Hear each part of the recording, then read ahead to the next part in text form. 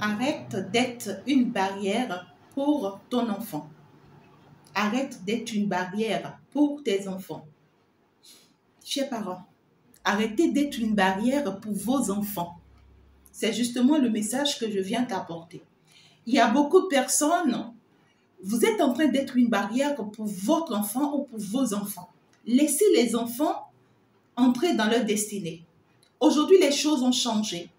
Aujourd'hui, beaucoup d'ancêtres se révoltent pour pouvoir que leurs enfants, c'est-à-dire leurs arrière-enfants, puissent hériter de ce qu'eux, ils n'ont pas pu être dans le monde au moment où ils étaient là. Mais vous êtes en train d'empêcher ça. Vous êtes en train de bloquer les enfants.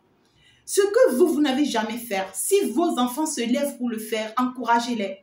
Aidez-les par contre à aller de l'avant. Soyez le protecteur. Couvrez-les. Ne les laissez pas tomber. Et ne laissez pas les autres les avoir. Parce que lorsque le moment arrive pour que ton enfant, ta fille ou ton fils rentre dans sa destinée, c'est le moment où le diable soulève tout le monde autour de toi. On va commencer par mal parler de cet enfant. On va commencer par te décourager. On va commencer par te dire, non, ça là, quelqu'un a fait ça dans ce pays, ça a donné ci, ça a donné ça. Non, ça là, telle personne a fait ça dans ce pays, ça a été ci, ça a été ça. Non, ça là, est-ce que quelqu'un peut prendre ce risque-là même?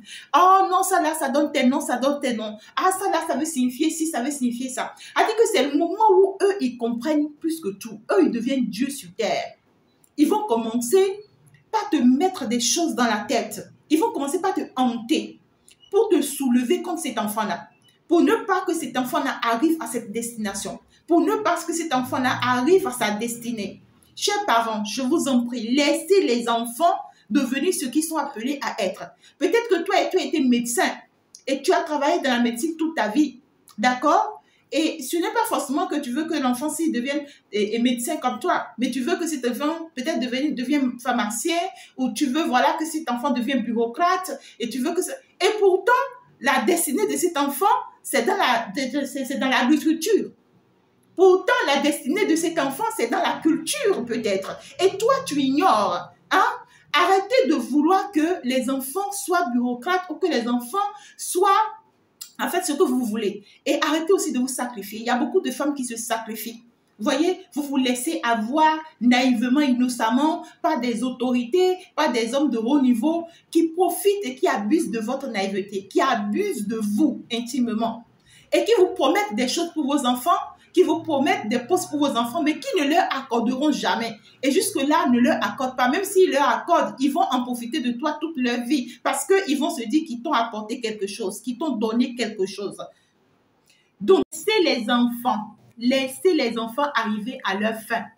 Toi, tu n'as jamais été de toute ta vie, tu n'as jamais été prophète peut-être. Tu n'as jamais été prophétesse peut-être. Tu n'as jamais été voyante peut-être. Hein? Tu n'as jamais été, je ne sais pas. Tu n'as jamais été, peu importe l'exemple que tu peux prendre.